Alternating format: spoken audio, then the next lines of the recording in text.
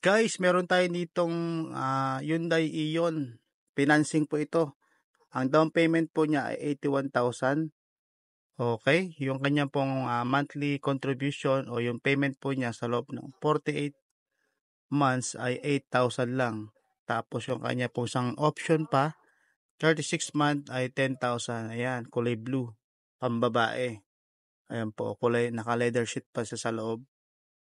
Yun, ganda. First owner, malamig ang aircon, nakarehistro at manual transmission, pambabae. So, plus screen na po yung harapan niya. Oh. Okay, malinis na malinis. No issue po ito, gagamitin po na lang. So, mga nagbabalak po na bumili ng low budget, ito po yung bagay sa inyo, ang makina malinis. Wala pong issue yan, gagamitin na lang po ninyo. At bago po ang baterya, at yung apat na gulong po niya ay bago lahat at nakamags. Presentable ang pintura. Pwede po siya pang long distance, pang driving, pang pamilya. Bali 5 seaters po ito guys. Kaya sa nagbabalak po nito ay message nyo na po ako.